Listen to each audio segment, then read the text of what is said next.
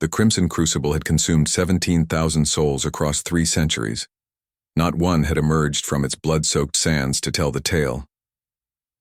The massive amphitheater, carved from the living rock of asteroid Keth 7, drew spectators from across the galaxy to witness what they called the ultimate test of mortality. Ambassador Elena Vasquez pressed her face against the observation deck's reinforced transparasteel, watching as the latest victim, a towering Zephyrian warrior, dissolved into crystalline fragments under the arena's final trial. The crowd of alien spectators erupted in a cacophony of clicks, growls, and harmonic vibrations that passed for applause in this corner of the galaxy. Magnificent, is it not? The voice belonged to Overlord Thakmor, the Crucible's proprietor. His 6 eyes glittered with predatory satisfaction as he approached Elena's position. Your species has observed our trials for 7 rotations now. When will you honor us with a participant? Elena turned to face the insectoid alien, her diplomatic training keeping her expression neutral despite the rage burning in her chest.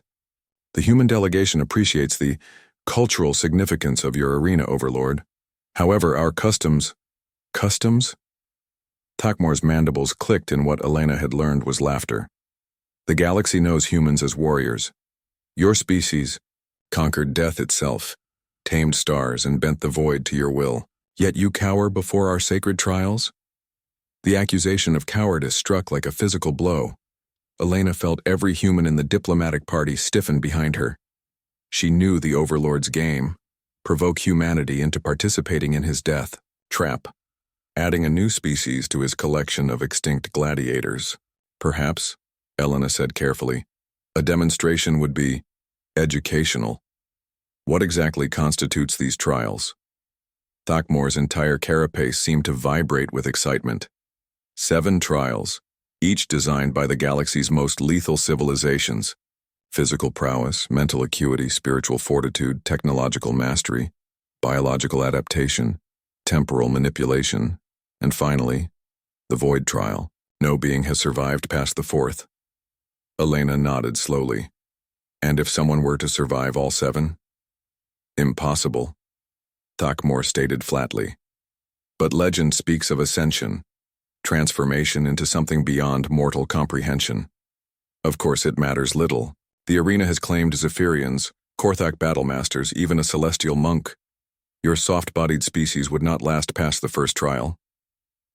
The insult hung in the air like a challenge. Elena saw her military attaché, Colonel Sarah Chen, step forward with barely contained fury. I volunteer, Chen announced, her voice cutting through the ambient noise like a blade. Elena spun toward her. Colonel, that's not... With respect, Ambassador, Chen interrupted. Some things transcend diplomacy. She turned to face Thakmor. I'll enter your arena. Thakmor's 6 eyes widened. You would face certain death for mere pride? Chen smiled grimly. Overlord, you clearly don't understand humans very well. 3 hours later, Chen stood in the arena's center as millions of beings across the galaxy tuned in to witness what they assumed would be humanity's final humiliation. The first trial began with a thunderous roar as the sand beneath her feet transformed into a maze of crystalline spears erupting from below. Chen moved like liquid mercury, her enhanced reflexes, standard for human military personnel, allowing her to navigate the deadly obstacle course with impossible precision. Where other species relied on natural armor or size, humans had learned to augment their bodies with technology. Her bones were reinforced with carbon nanotubes, her muscles enhanced with synthetic fibers, her nervous system accelerated with quantum processors. The second trial tested mental fortitude, projecting illusions designed to drive participants mad with fear. But Chen had experienced the horrors of the Andromeda campaign, had watched entire star systems die. The arena's manufactured terrors paled in comparison to the very real nightmares she'd already survived. The third trial required solving a quantum mathematics puzzle while dodging energy blasts. Chen's neural implants, standard issue for human officers, processed the equations in microseconds while her augmented reflexes kept her alive. The fourth trial, technological mastery, presented her with alien machinery that had stumped the galaxy's greatest engineers. But humans were uniquely adaptable, their tools designed for modification and integration.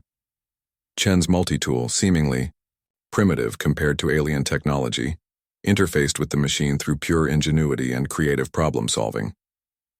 By the fifth trial, the arena had fallen silent. No cheering, no betting, just stunned disbelief as Chen adapted her body chemistry using nanomedical systems to survive what should have been lethal biological warfare. The sixth trial manipulated time itself, but Chen's quantum-enhanced perception allowed her to navigate temporal loops that had trapped other species in endless cycles. Finally, the void trial. Chen found herself floating in absolute nothingness, where previous participants had simply ceased to exist. But humans were the children of the void, born in the darkness between stars. They'd learned to find meaning in emptiness, purpose in the infinite black. Where others saw death, Chen saw potential. She reached out with her consciousness, enhanced by decades of human technological evolution, and touched something vast and ancient. The arena itself, not just the structure, but the force behind it. A test, she realized, not of strength or intelligence, but of a species' willingness to evolve, to transcend their limitations. Chen emerged from the void changed, her eyes now, holding depths that hadn't existed before. The crowd sat in absolute silence as she stood victorious in the arena that had claimed 17,000 lives. Takamura approached her with something approaching reverence.